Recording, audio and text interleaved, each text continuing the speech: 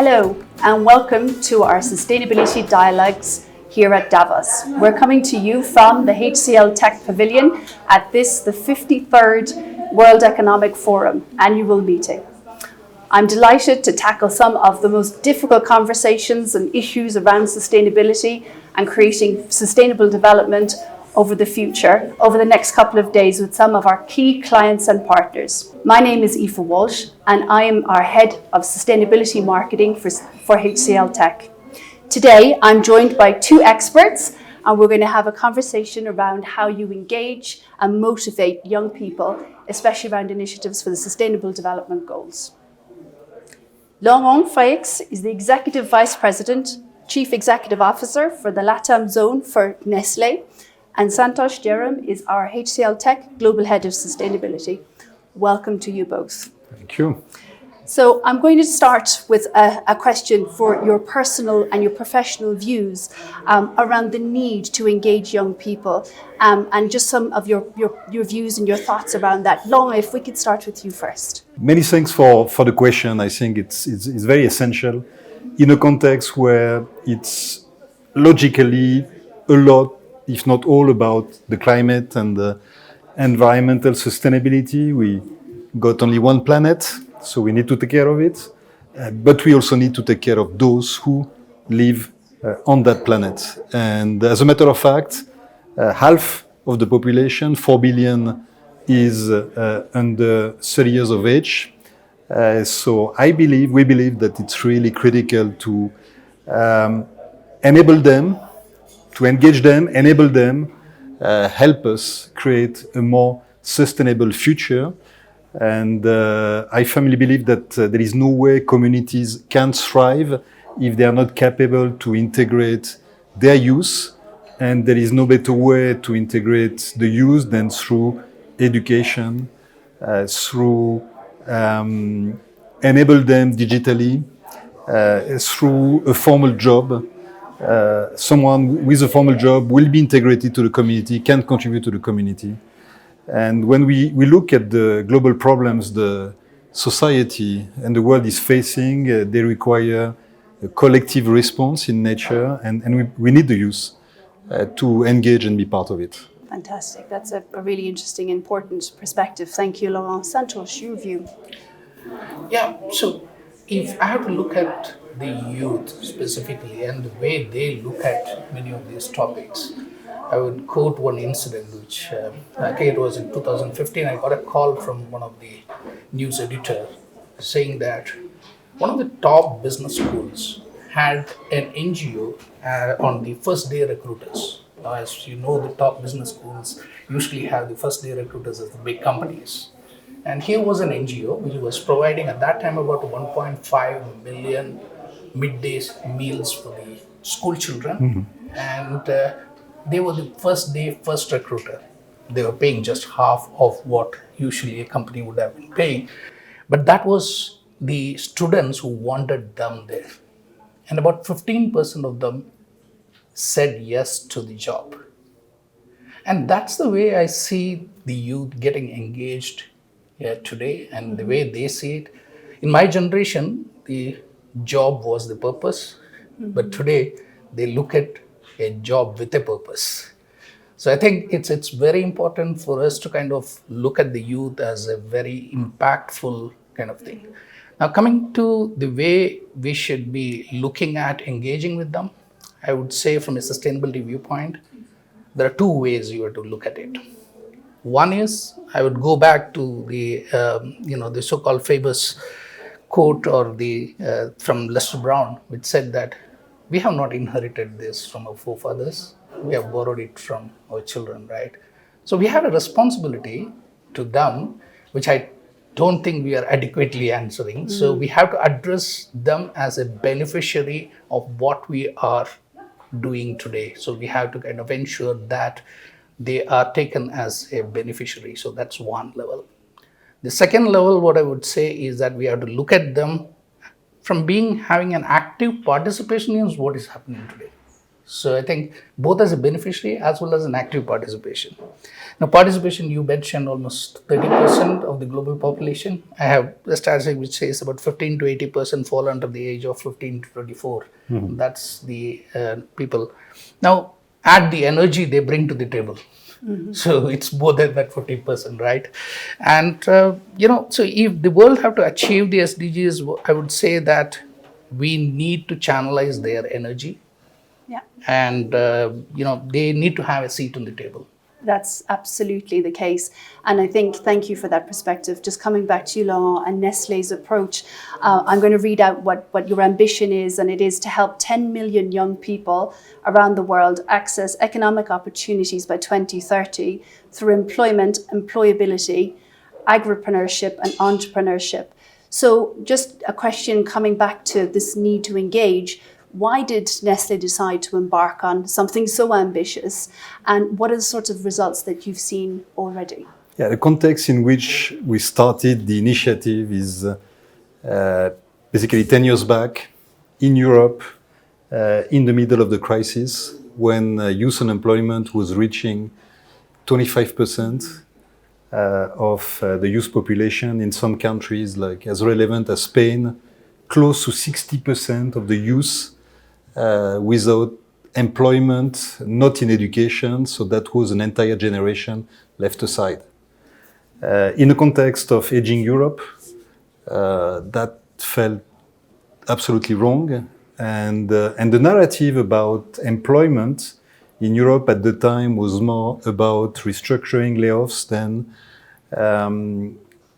educating, enabling, training, building up skills, and of course, businesses sometimes do have to restructure when the business has to, but it's not because sometimes you have to restructure that a business doesn't have a responsibility and an opportunity to build up capabilities, to invest in education, to invest in training, and to develop the youth.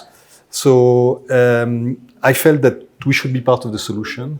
Actually, we were doing it because we have always put a lot of emphasis on training, hiring young people, but I felt that we had to frame it into a program, to bring it to another level of ambition, engaging the entire organization from top to bottom, and taking a commitment to hire more young people, to train more young people, and to promote also vocational education, the one that combines the theory and the practice. We believe in the power of this model, and most of the time, the question of employability is on the table, and the lack of skills.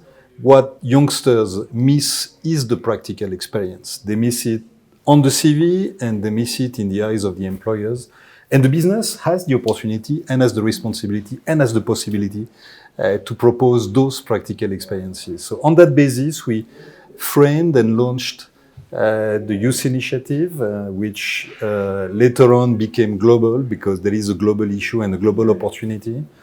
And quickly we realized that we could have an impact. We talk about 10 million and we are well on our way. I think we will overtake big time that ambition, hopefully. So that's a lot and that's very little.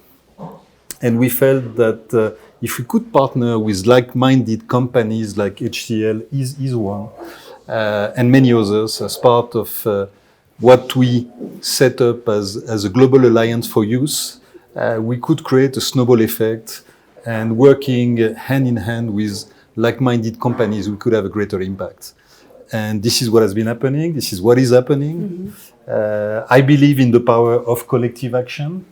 The problems the world is facing are huge in nature. They require collaboration, and I'm very pleased that we can partner with HCL and other like-minded companies, Microsoft, Publicis, L'Oréal, and many others, working together to make a positive impact for the youth. That comment certainly resonates with our philosophy at HCLTech. So Santosh, I want to come back and talk some more about the skills and the gap that's there in a moment. But Santosh, just turning to you and thinking through HCLTech and in particular the HCL Foundation and what we do with youth, if you could elaborate for us a little bit more on that.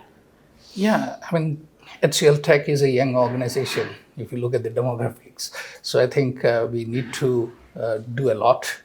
But taking a cue from what you mentioned about the skills and all those things, maybe I should talk about the HCL's Tech B program. And the Tech B program is an early career program for class 12 past students. And what they can do is a 1 year training with HCL, and they will be recruited as full time employees. And they can also pursue a higher studies while at the job with the top universities. So that's a program which we have launched, and it has been going fantastically well. And I would also say that one of the other initiative which has been doing good is also looking into the migration of youth for jobs. So what we looked at is that we started opening offices in the tier 2 cities, and wherein they can get a job near their places as well. So that is also something which we have engaged, and it has been going pretty well as well. Coming to the foundation work and the work which we do communities, I think I will talk about the Sports for Change, because it's a big holistic development of the youth. Like sports is a big holistic development for the youth, and where we kind of nurture the sports talents and also help them get the right kind of scholarships to continue their studies and all those things.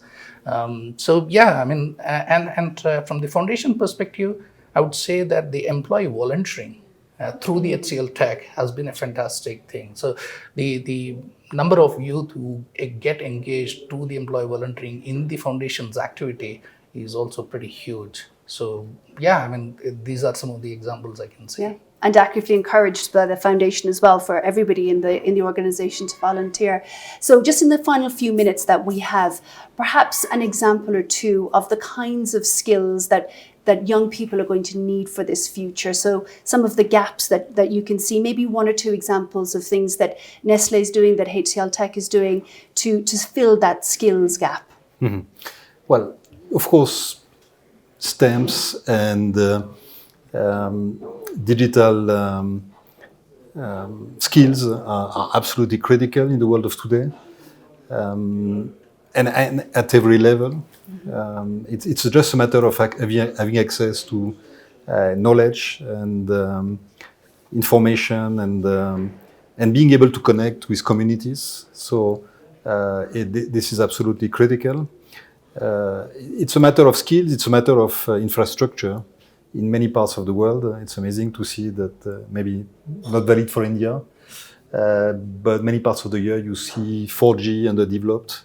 So even if you got the technology in place, youngsters cannot really have access to data and information. So that's one aspect. But I really believe also in the criticality of the soft skills. Attitude is everything.